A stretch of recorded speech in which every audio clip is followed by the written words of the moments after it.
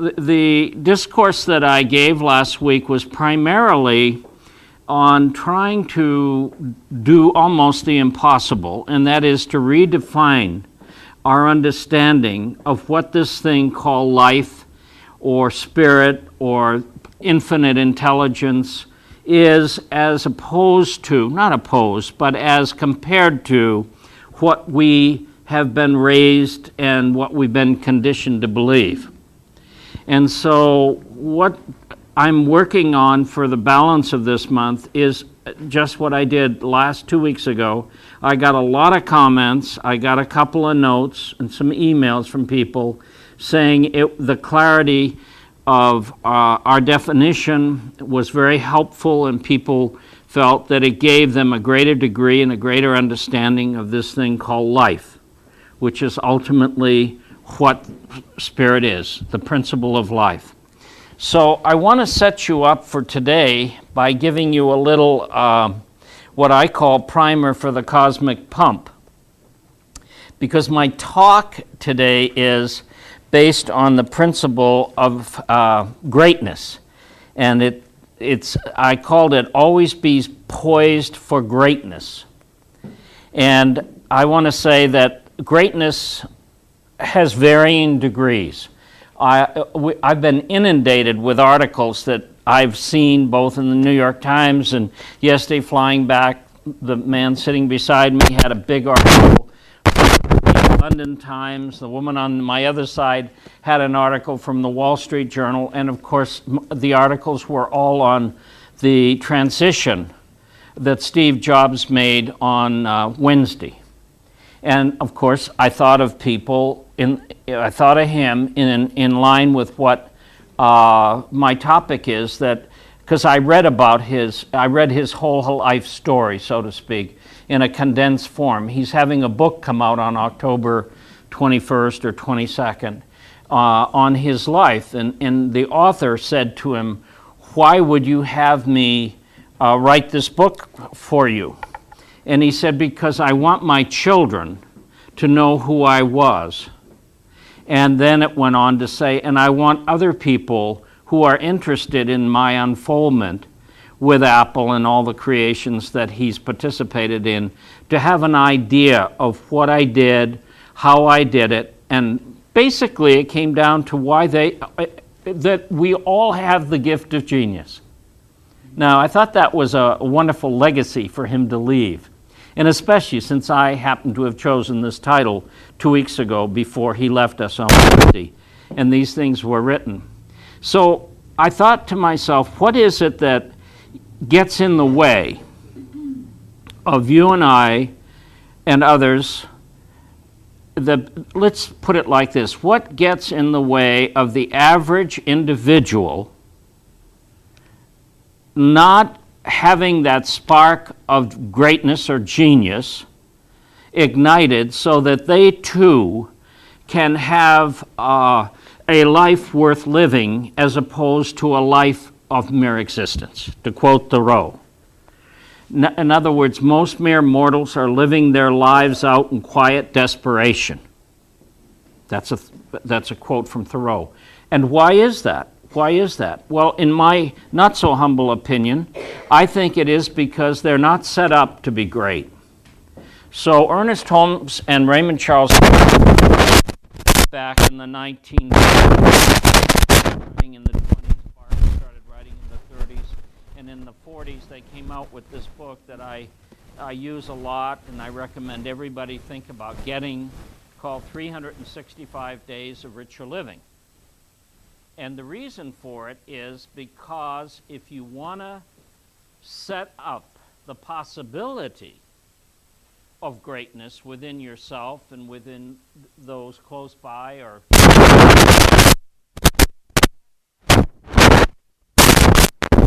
the average individual, given all the exposure that they have to the media and to the way that we are held by society, is not set up to be great.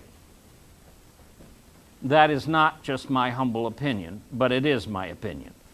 And what I tried to do when I first heard the call, so to speak, that there was more to me than is contained between my hat and my boots, according to Whitman. Understand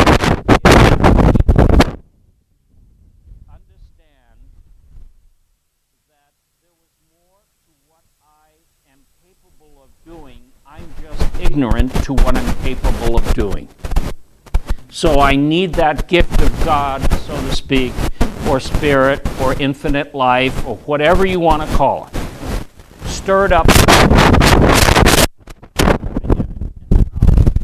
going to read this to you, and then I'll give the opening prayer treatment, and then we'll go from there. October 9th, and I wrote a little note on this. This is a setup for greatness. The words of my mouth, the meditations of my heart, and the activities of my hands are acceptable to infinite mind as spirit.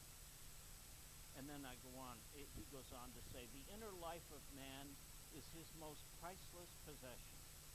In the center of beings, we decide whether we shall be worthy of the divine life with which we have been endowed by the creative spirit of the universe. When the inner life is creative, orderly, and growing, then our outer activities are fine and true.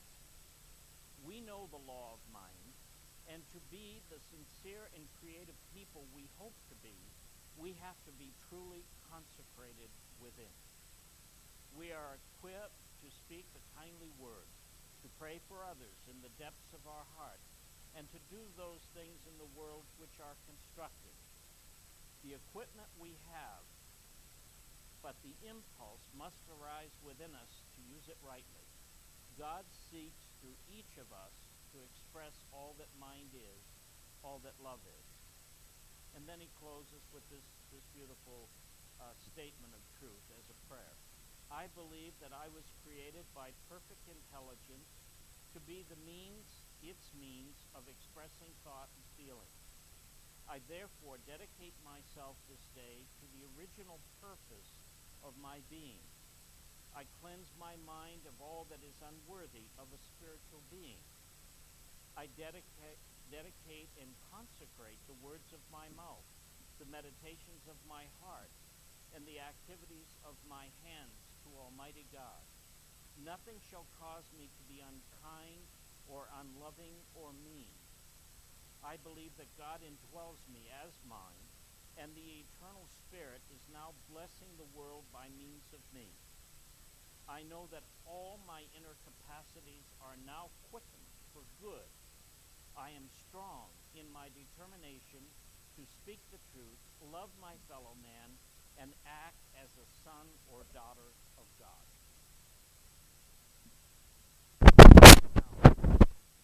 That is, as I said, because just think of it this way.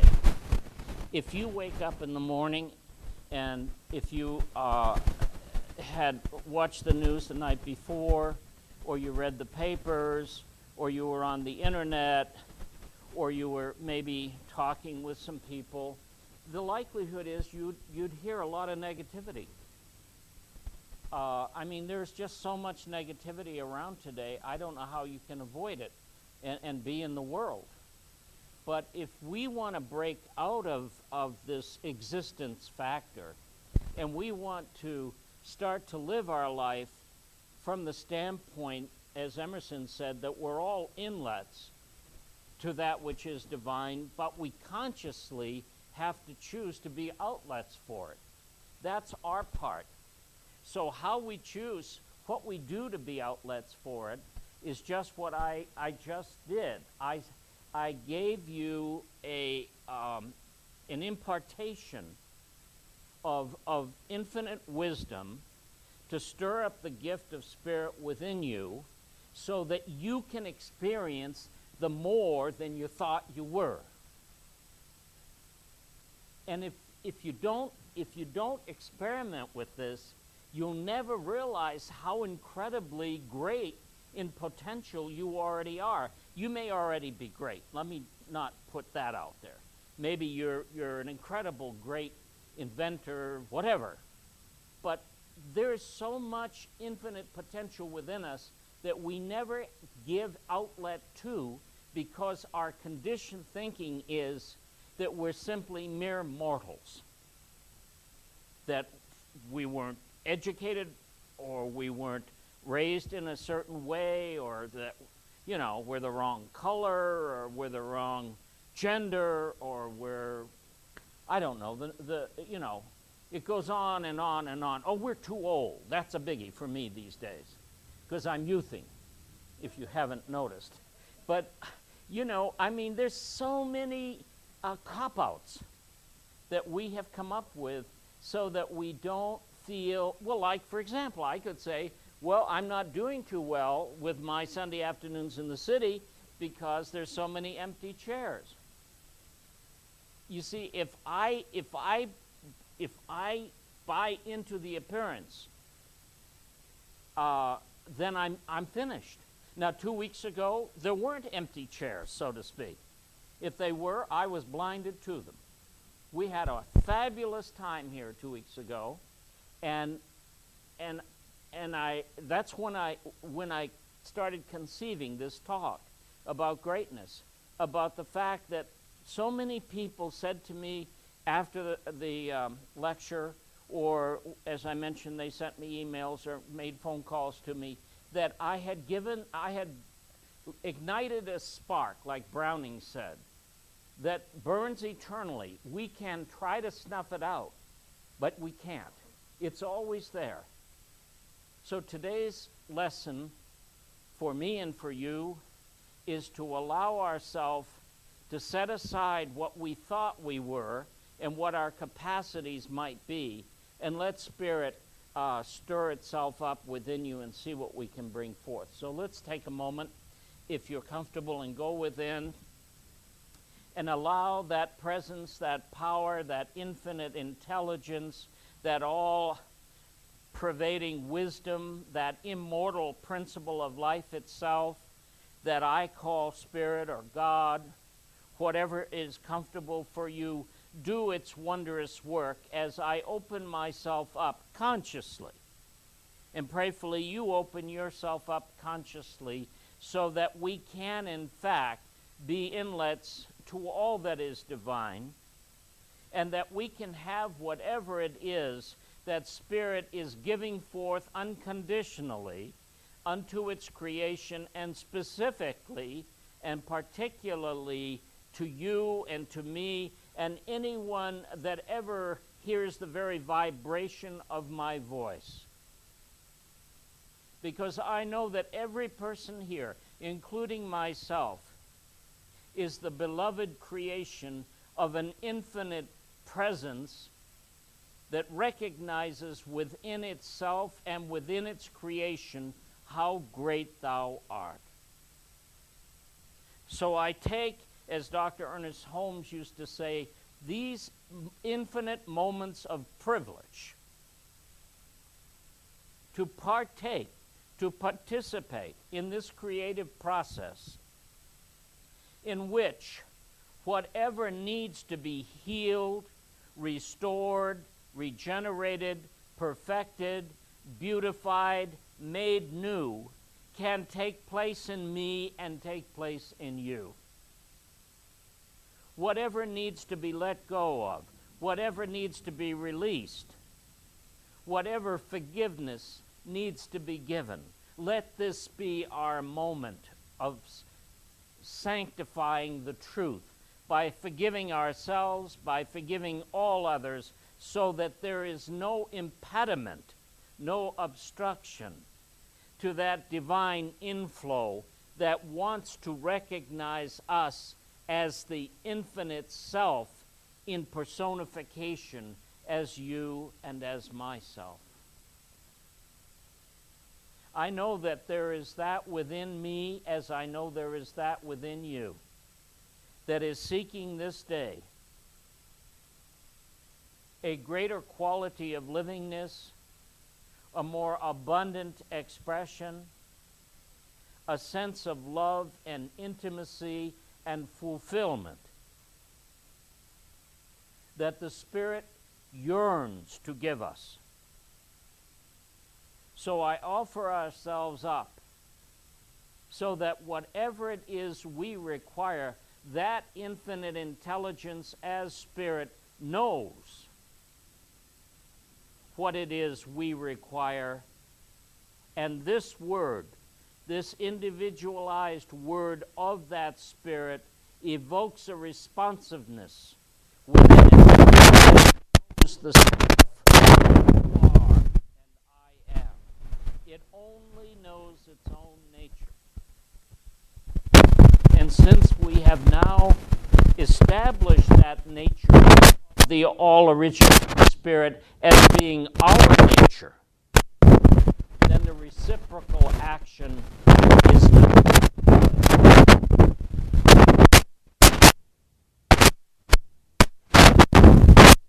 So I ask you, will you receive? Will you allow yourself to be healed? To have your wholeness revealed, so that when you leave this wonderful place, you go forth with great expectation of a power greater than we are, although we are one with that power and we are using that power to create a better experience of life. That is our intention. And we are receptive now to the divine ideals that Spirit emanates unto all its creation. We are receptive to those divine ideals which bring forth that quality of greatness that every person here is identified with as a joint heir, as Scripture says, in Christ consciousness. That same Christ Spirit that lived through the man Jesus or Buddha or whomever. It's right here within us. So I accept this truth, and I realize that I have evoked a responsiveness within the principle of intelligence as Spirit, and it now bears witness unto me, unto you.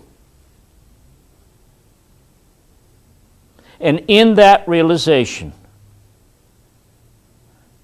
I do release this word.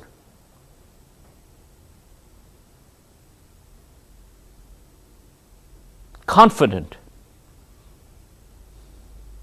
and thankful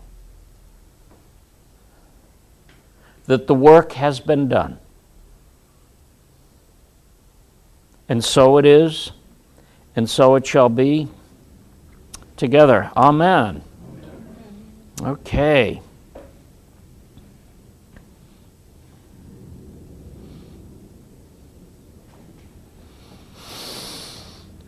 Are those motorcycles or airplanes? They're airplanes, okay.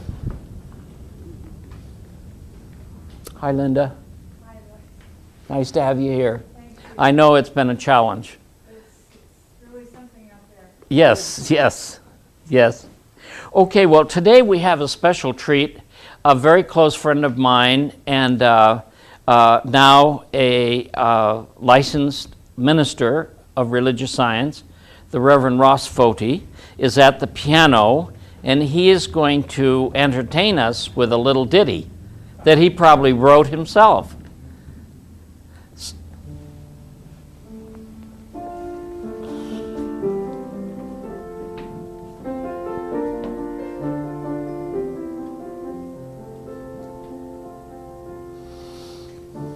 We ask ourselves, who am I to be beautiful, gorgeous, talented and sure?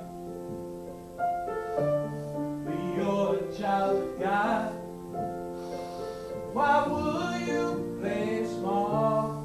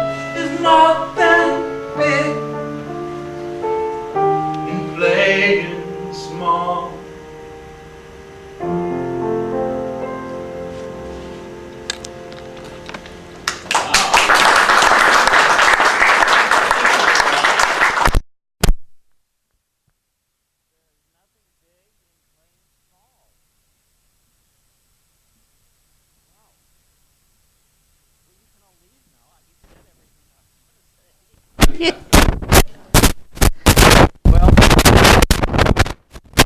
week or something. Did you write that this week?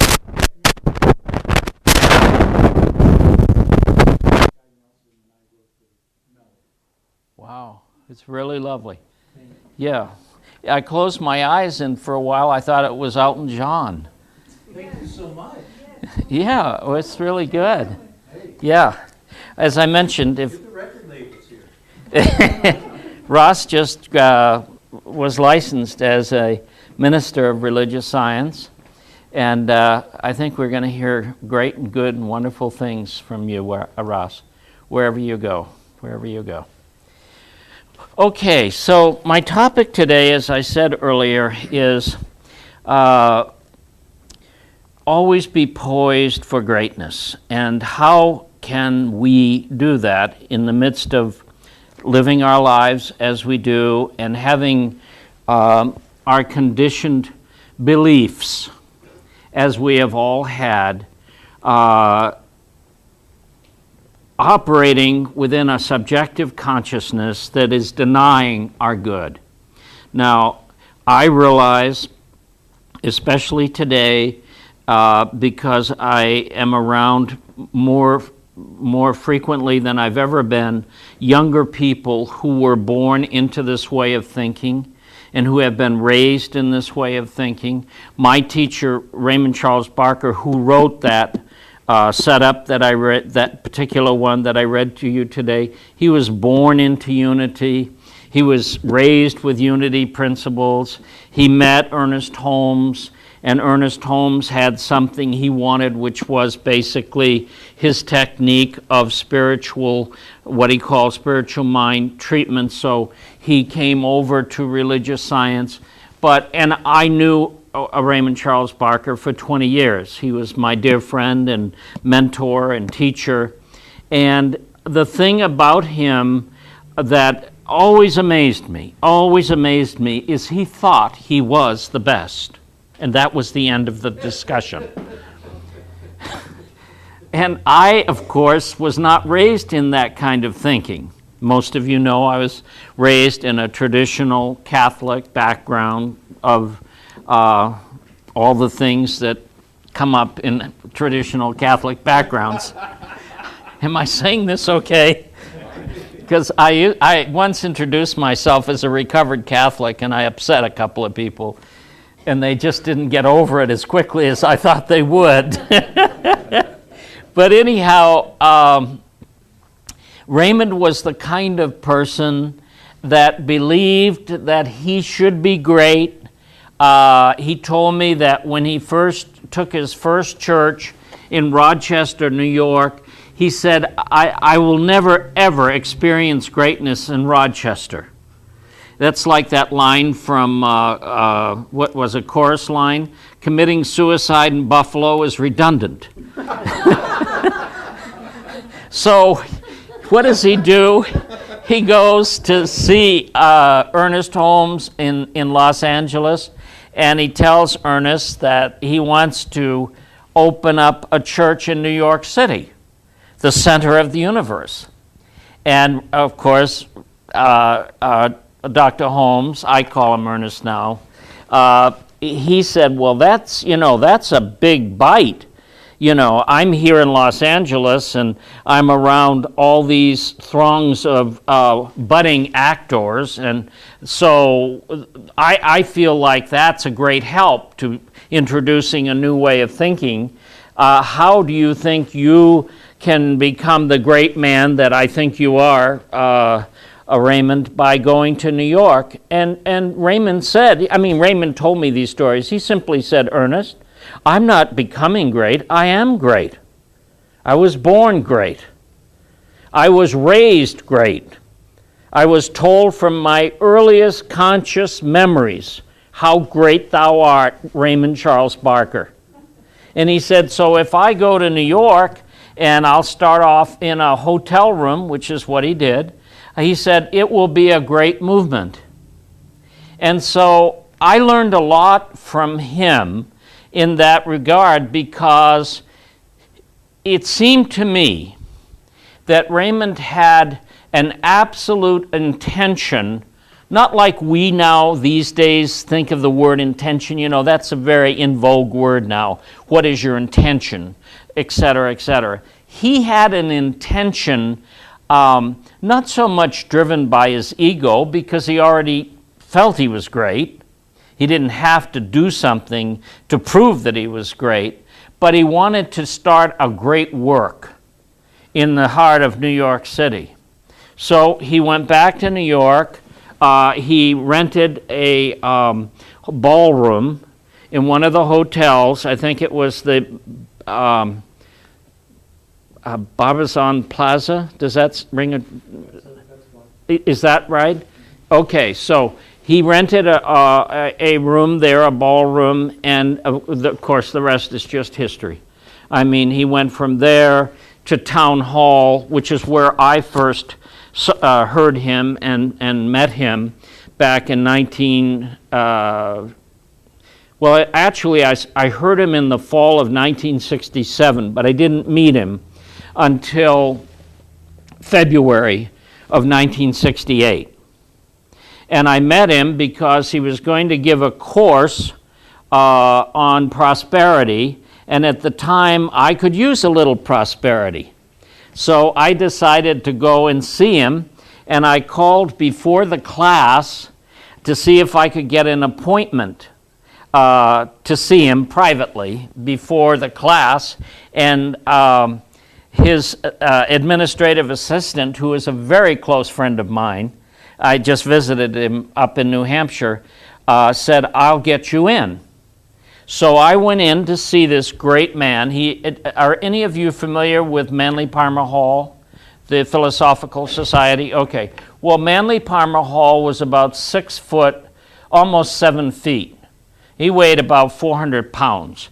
And he was a presence, let me tell you, when he came walking out. I saw him in 1965. I was so blown out I couldn't think. I never went back because the man talked for 4.5 hours straight. He sat down in a chair just like this, a little larger, thank God. and he talked for 4.5 hours. You know, I just put me right to sleep. But Raymond was about 300 pounds, and he was about 6'11" or whatever. So when I went in to see him, there's this imposing presence, you know. And of course, everything was Dr. Barker then because I didn't know him. And so I asked him about the class that I was going to be in, and I told him what my circumstances are, and I said, you know, I'm having to come back from a really bad period of want and deprivation, and I'm afraid that I bought into the fact that I'm not worthy to be rich again, because for a while there I thought I was rich. And then someone helped me relieve that feeling, and so I went to Raymond and I said, "How would you have me hold this?" And he said, "I would have you hold this, that you are a great man. You made it once, that means you're insured to make it again." And on and on and on. And he said, "Do you hold yourself as being great?" And at the time, I have to tell you, I did not. I did not. I was suffering from, again, I go back to my earlier Catholic training, that I had made a terrible mistake. I believed in somebody, I believed in myself, and through a series of you know, how relationships can be, my belief in myself went to hell in a basket, and I think my business partner's belief in me went to hell in a basket beside the one I had. So I ended up in a terrible situation. And so Raymond said, "Have you blessed that person? And have you blessed yourself for that wonderful experience of greatness that you're going to experience again, only bigger and better?" And I said, "No." I thought I have to tell you this right now because I can't keep a straight face. I had my doubts about this guy when I first met him. I thought, what is he smoking? But he didn't smoke, by the way. And I don't think he did any drugs at all. I never saw him do any drugs. But he had this attitude about everyone is potentially a great embodiment of the life divine. And he just could, he would come out in this classroom and he would just radiate that sense of greatness being around you and throughout you. And I remember I had enrolled at the Institute in Los Angeles to go to school to start my training. And of course, then I thought, I've got to move to New York. And he said, no, you don't need to move to New York. Just come and see me frequently. And he said, you'll have the money to do it, and I'll communicate with you, and blah, blah, blah, blah. But he just instilled a sense of greatness. Now, fortunately for me, because of the circumstances I found myself in, I was able to overcome with his support and his help and his writings. And that's why I read that opening to you today, so that you could have an experience, even though you might not think of yourself in terms like that writing described you.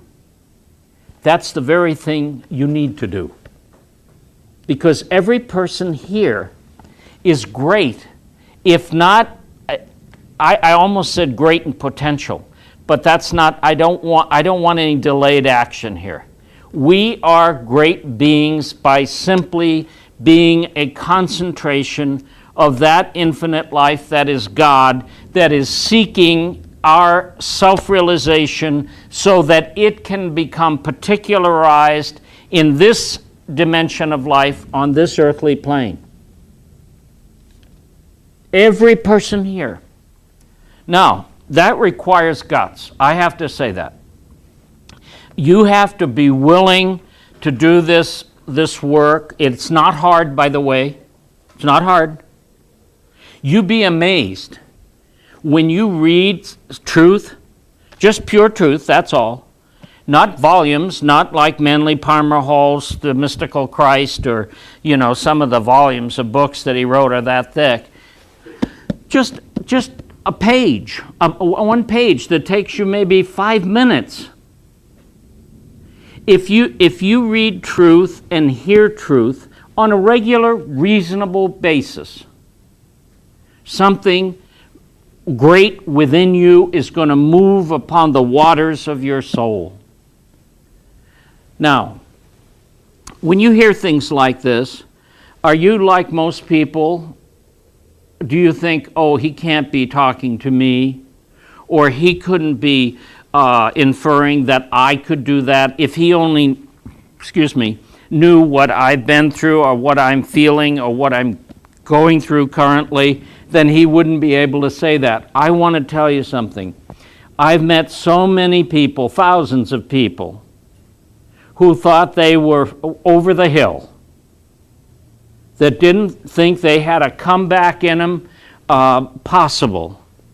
And when they were delivered, if you will, to a truth regimentation, then they fulfilled that prophecy of Jesus that said, "Ye shall hear the truth, and the truth will set you free."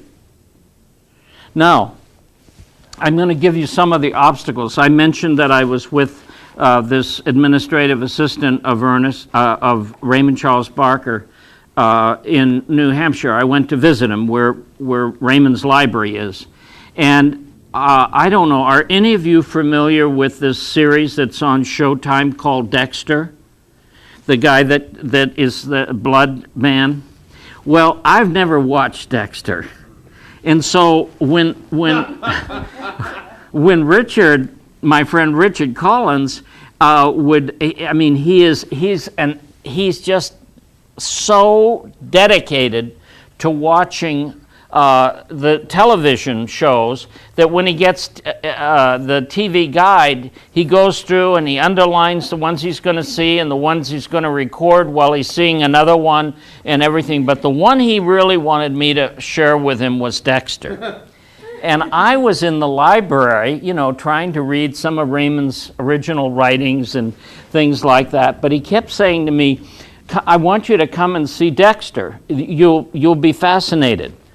And I have to tell you, I went through season 1 and 2 with Dexter.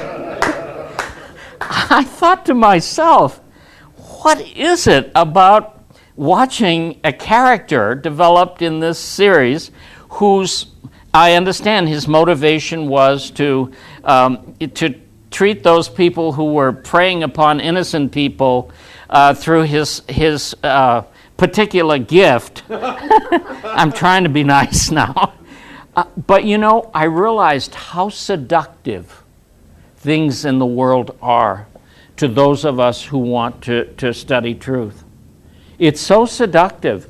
And if you think about why we don't hear of more Steve Jobs, the fellow that just made his transition, it's probably, if he were still around, I'd probably write him a note and say, well, do you allow your 4 children to watch Dexter?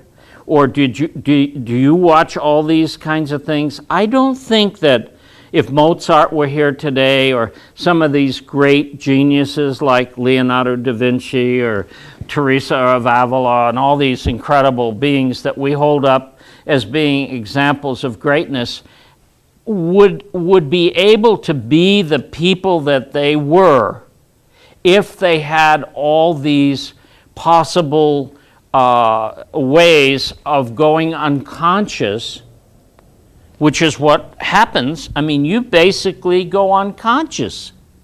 And for the time I was there, and then I went away, I went down to Cape Cod, where I don't have Dexter or Showtime. Then I came back and, we started watching it again. And I realized I had to overcompensate a lot so that whatever is potentially great in me could be revived. Otherwise, I was caught up in this character, who I found very entertaining. I really liked him, but I thought his particular practice was a little questionable. But, far be it from me to judge somebody, which of course I'm doing. But anyhow, I thought I would not stand a leg of a chance at what the work is that I do if I indulged in those kinds of programs. And Dexter's just one. I mean, there's all sorts of things on the internet and on all these different shows. But I think one of the problems for people like ourselves who are seeking to have that greatness in potential ignited within us is that we have too many diversions. We are in the world, I admit that, and Jesus said, I am in the world, but I'm not of the world. Well, we're in the world, we're not of the world, we're spirit incarnate individually as each and every person here. But if we don't allow ourselves to experience that, what hope do we have for greatness? Well, here's the 4 points that I wanted to make. I already covered intention. You have to have an intention to unveil the potential of greatness. You have to have a receptivity. You have to be receptive to the Spirit that wants to make you consciously one with itself. You have to have a sense of intelligence, which I referred to when I did the opening talk, and a sense that intelligence responds to intelligence. And every person here has intelligence, but we haven't used it to evoke a responsiveness of a greater intelligence that wants to infuse itself into us for all the reasons that we all have, that we're too busy, we don't think we're worthy, or we think it's just another belief system that has no potential. I'm here to tell you, folks, that's not true. It's not true. There is great potential in every person here. And Troward, of course, who I named this institute after, writes about that, and I'm going to do something that I know you may not like, but I'm going to do it anyhow because I'm up here and you're there. And that is this. All Troward's writings are on the internet. They can all be downloaded free. Now, if you really want to see if what Lloyd is telling you is true, I'm going to give you the proof. If you go on the internet and you download the Dory Lectures, D-O-R-E, that's all you have to. There's several books that he's written. He has seven books. But here's the setup for your greatness. The Dory Lectures, D-O-R-E. It was the Dory Gallery was in London where he gave a series of lectures. And you read the first 4 chapters, which are very small. And do not read them, please, do not read them like you're reading a novel. Read them to the point that something stirs something in you. A month ago, I believe, Dr. Leo, Marilyn back there, was reading one of the chapters. Now, this is a woman who has been in the ministry longer than me. There's not too many of us around that long. But anyhow, she knew Ernest Holmes. He lived next door to her father and mother and she. And Reginald Armour was her father, by the way. And she said something, she shared it with us when we opened up for sharing and questions. She said, I was reading this chapter in the Dory Lectures, and I finally came to the realization that, I'm paraphrasing, right, Marilyn? Tell me if I go off too far. That we are distributors of the divine gift that is God, the gift that is Spirit. We are the distributors. And then I think I commented that in Sanskrit, the name man, M-N, basically, means the differentiator, that which distributes. Now, we're not going to get into the Sanskrit because I don't know anything about it, to tell you the truth, other than a few things. But I do want to tell you that something within me did know something about it.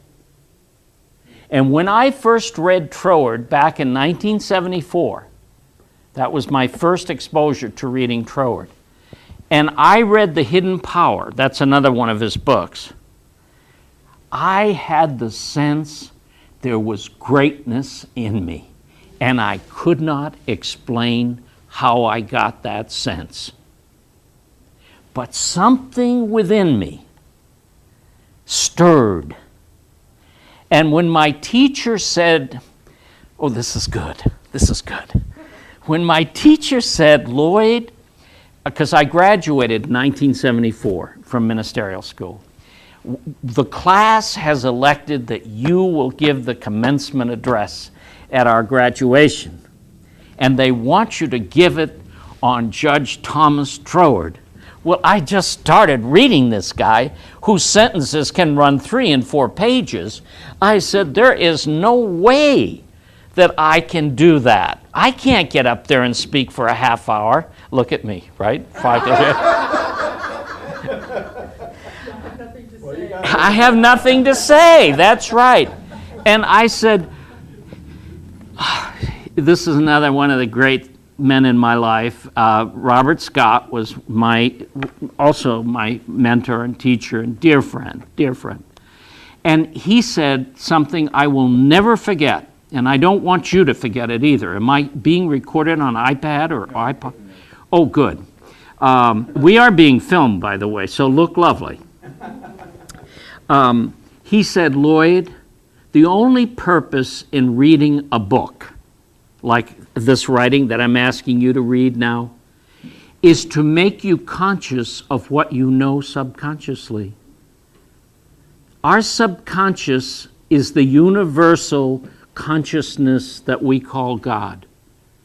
It's in all of us. Oh, sweet Jesus, I'm speaking the truth. Every one of us has the consciousness of the infinite Spirit in us right now. Right now. But what will make that reciprocal action take place? When you read something, hear something, or say something that is according to its nature, it will immediately respond. Now, that's what happened to me back in '74. I didn't understand. I remember taking the S training in 1975. And in the back of this little book that Werner Erhard wrote, he made this comment, understanding is the booby prize. Do you remember that, John? Of course, I was so high and lofty then as a religious scientist, I said, well, that's absurd. Of course, I understand everything. The mind of God in me knows. I start to sound like Raymond now, don't I? But anyhow, when I started reading that book, and I could only read like a paragraph, to tell you the truth. You'll see what I mean if you will download the book and read it.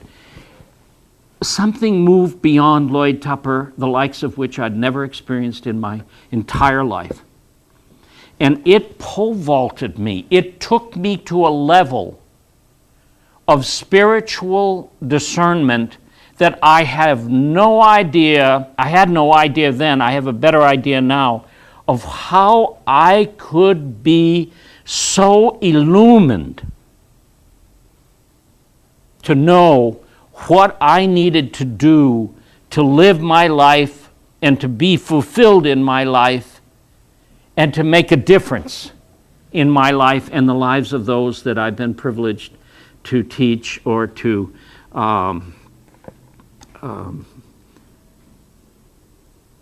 befriend. And you know what? It's still doing the same thing. And I have to tell you, I am not singled out any more than anyone here or anyone in the world who would have just, they would have to have a basic understanding, which is what I'm trying to give you today. And I only teach what I have to relearn, by the way. And that's one of the reasons I go back to New Hampshire. I sit in Raymond's chair, I pull down different books, and one of the books that I pulled down this past week was Bartlett's famous quotations, because in my sleep, when I was working, just so you know, I do try to prepare for these lectures. I went through a whole pad and I started on a new one. And in my sleep, I woke up with a quotation that I did not remember the author. I thought it was Goethe. But the quotation was, some people are born great. Others achieve greatness, and then we. And others have it thrust upon them. Shakespeare. It wasn't Goethe, it was Shakespeare. And when I went down the next morning to do my little practice in the library with my wonderful Pete's French roast coffee, and I sat in that chair and I read that quote out of Bartlett's because I had remembered it. I thought, this must become a most important message that I can share with my people. That's what I call you now. When I go home, I feel like a Saint Bernard, you know, I'm sent out into the wilds and I get these things and I bring them back to you, because the idea that you're not great is a bold lie. The idea that we don't have a capacity as the immortal principle incarnated in this temporal body of man or woman to be more than what we have ever experienced is a bold lie. There is so much available to us if we'll just turn Dexter off for a half hour. And we all have a Dexter in our life, by the way. It's not just that character, but everybody's got a little fixation on something that takes away from that time to read just a little paragraph. I'm not asking you to do a lot here. I'm just asking you to read a paragraph. And then think on these things. You have the mind of God. Every person here is an individualization of God in the form of man and woman. You have the Spirit that is God.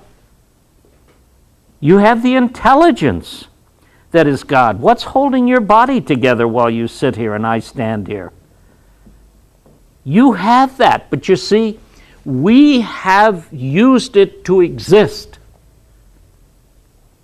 We have not used it to exalt a state of livingness.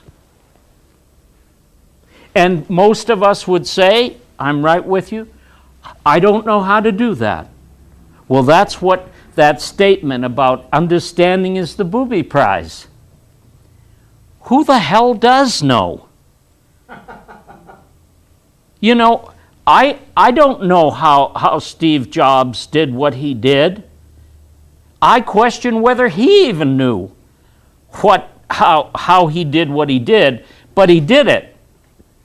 He transcended the limitations of an ordinary life and became a great exponent of the new age of technology and changed the way people live today, the way they think, the way they communicate, the way they will do things for probably centuries to come. I don't know anything about that. But I know that there was something within him that responded to him when he and that other partner of his went to a garage and started fiddling around with whatever he did. By the way, did you know he was adopted? I mean, he had to deal with some issues.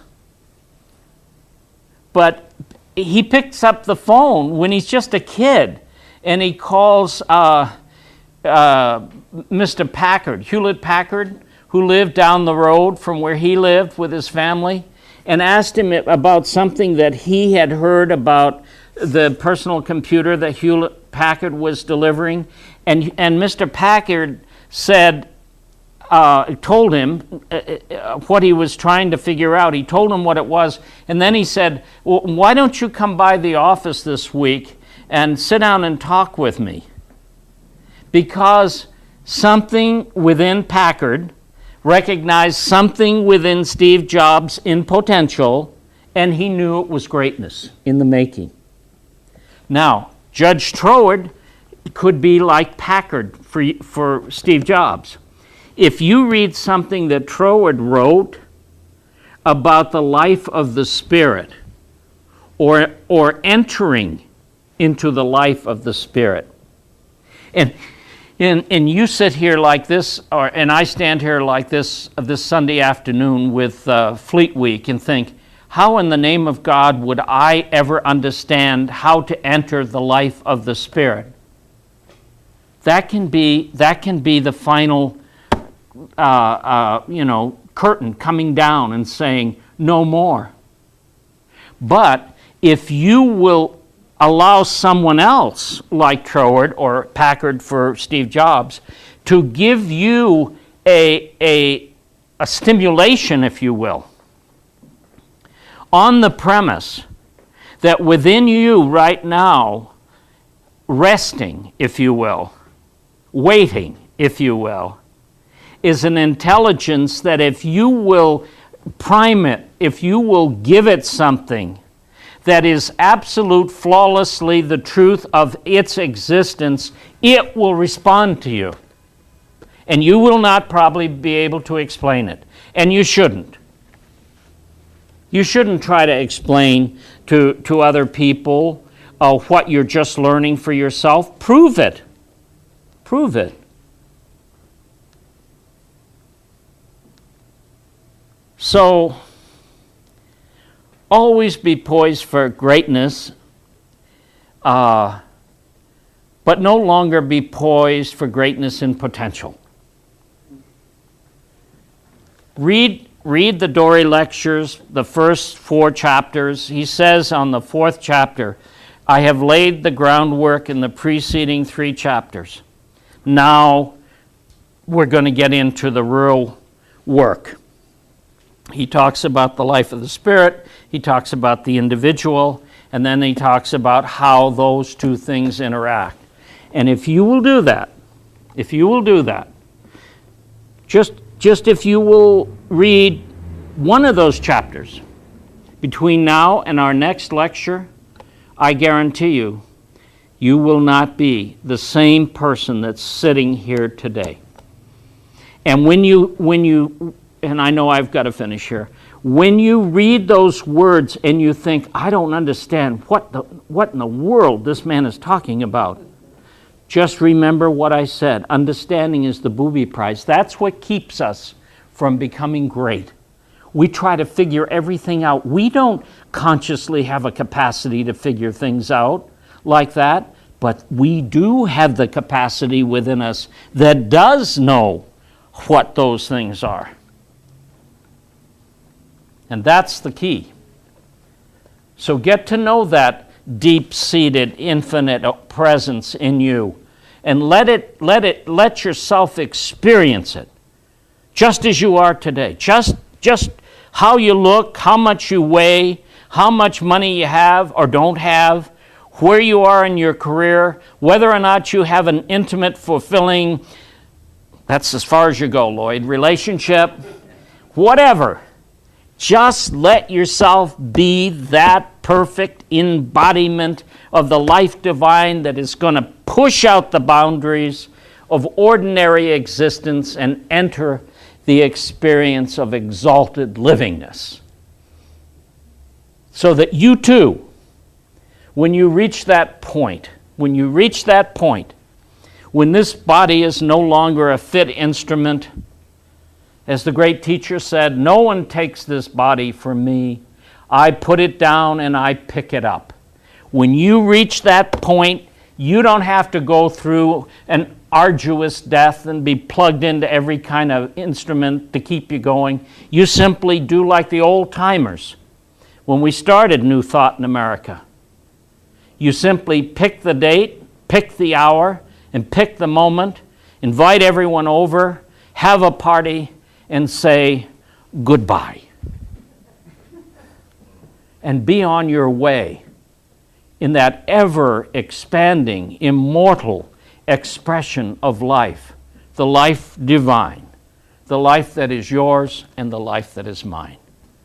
So ended the lesson. All right. All right. Oh, I love the life divine. All right, who has some questions? Don't sit too close to him, Jim. Jim, don't sit too close to Ross.